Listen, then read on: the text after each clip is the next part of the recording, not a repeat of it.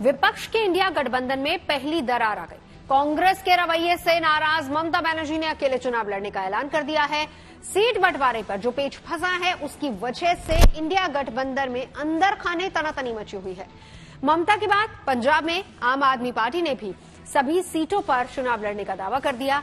अब इस बात की चर्चा हो रही है कि गठबंधन की गाड़ी कितनी देर तक चलेगी।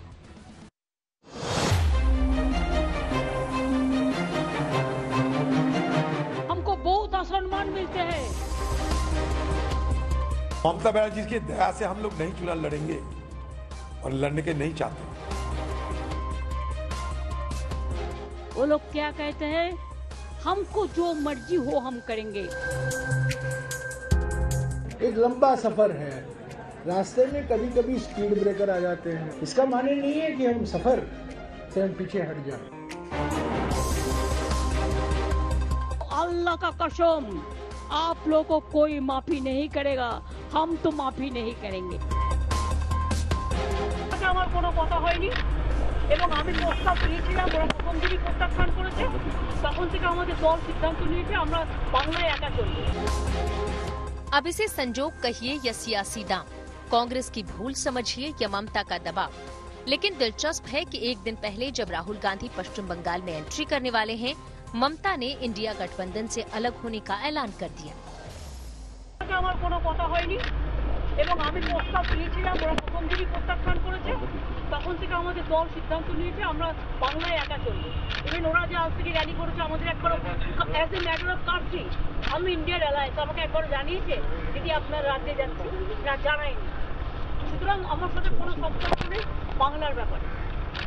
অল ইন্ডিয়ায় কি করবো না করবো আপনার ইলেকশন ভাববো। আমরা সেকুলার পার্টি, আমরা বিজেপিকে হারানোর জন্য যা করা হবে। विपक्ष का मोर्चा बनाना कभी भी आसान काम नहीं रहा। आज जब कोई बड़ा नेता मोर्चे के केंद्र में नहीं, ये काम और भी दुश्वार है। मगर गठबंधन को इंडिया नाम देने वाली ममता यूं साथ छोड़ चल देंगी, किसने सोचा था। एक दिन पहले राहुल तो ममता से अपने अच्छे रिश्ते की दुहाई दे रहे थे। हमारा ममता जी के साथ मेरा पर्सनल और पार्टी का बहुत अच्छा रिश्ता है। हाँ, थोड़ा थोड़ा होता रहता है, कभी कोई उनका कोई बोल देता है, हमारा कोई बोल देता है। These are natural things, these are not things that are going to disrupt things. समझ लीजिए कि जो हुआ रातों रात नहीं हुआ। सीट शेयरिंग को लेकर ममता और कांग्रेस आमने सामने है। कांग्रेस 10 सीट चाहती है, ममता 2 से ज्यादा सीटों के लिए तैयार नहीं। फिर भी बात चल ही रही थी, रास्ता निकल भी सकता था, पर लगता है कि सीट शेयरिंग से पहले राहुल की न्याय यात्रा का बंगाल आना ममता को खटक गया। ये कहते हुए ममता किनारा कर गई कि ना तो यात्रा की खबर दी गई और न न्योता। हमको बहुत सम्मान मिलते हैं और 300 सीट में आप अकेला लड़ो, हम मदद कर देगा, हम आपका कोई सीट में हम नहीं लड़ेंगे। वो लोग क्या कहते हैं, हमको जो मर्जी हो हम करेंगे। तो क्या बस इतनी सी बात है? क्या सिर्फ सम्मान नहीं मिलने से ममता नाराज है? जानकार मानते हैं कि अधीर रंजन चौधरी जैसे नेताओं के तल्ख तेवर और राहुल की यात्रा के असर से ममता सतर्क हो गई है। इससे पहले कि राहुल पश्चिम बंगाल में आते, मुस्लिम वोट बैंक को मैसेज देते, ममता ने अल्लाह की कसम खाकर स्टैंड ले लिया। बीजेपी का अगर तुम लोग मदद करोगे कोई, तो अल्लाह का कसम आप लोगों को कोई माफी नहीं करेगा, हम तो माफी नहीं करेंगे। हमारे पास हिम्मत है लड़ने के लिए, लेकिन हमको लड़ने नहीं देता है लोग। हमारे पास हिम्मत है। अब सवाल है कि आगे क्या? राजनीति में आशावादी होना अच्छी बात होती है। कांग्रेस समेत सभी विपक्षी पार्टियों को उम्मीद है कि सब ठीक हो जाएगा, ममता मान जाएंगी, लेकिन किस कीमत पर मानेंगी ये साफ नहीं। इंडिया गठबंधन का एक बहुत महत्वपूर्ण स्तंभ तृणमूल कांग्रेस।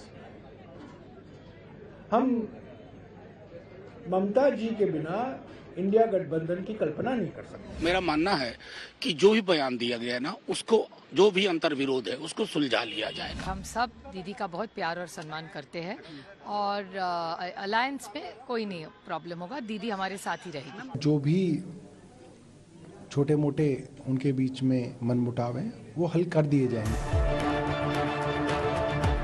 अभी तक कयास लगाए जा रहे थे कि इंडिया गठबंधन से पहले नीतीश बाहर निकल सकते हैं। बाजी ममता ने मारी, पर उनके एकला चलो का असर तुरंत दिखा। पंजाब में आम आदमी पार्टी ने सभी 13 सीटों पर चुनाव लड़ने का ऐलान कर दिया। कहा गया कि फैसले में केजरीवाल की सहमति है। देश में पंजाब बनेगा हीरो। 2024 में लोकसभा चुनाव में आम आदमी पार्टी के पक्ष में 13-0। इंडिया गठबंधन में केजरीवाल और ममता की एक अघोषित जुगल बनती रही है। ममता जाती हैं तो केजरीवाल के तेवर भी कड़े होंगे। अखिलेश भी देर सवेर अड़ेंगे, क्योंकि वो भी यूपी में कांग्रेस को 10 से ज्यादा सीटें देना नहीं चाहते। इस तरह मैसेज साफ है कि कांग्रेस अगर सीटों को लेकर नहीं झुकी तो मोर्चा नहीं बनेगा। आगे जिम्मेदारी कांग्रेस की होगी।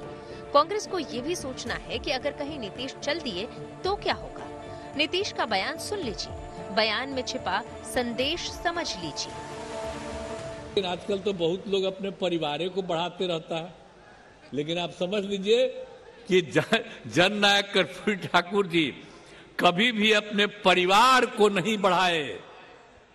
और एक ही बात जान लीजिए कि जननायक कर्पूरी ठाकुर जी से ही सीख करके हमने भी अपने किसी परिवार को आज तक नहीं बढ़ाया है, यह पक्का जान लीजिए।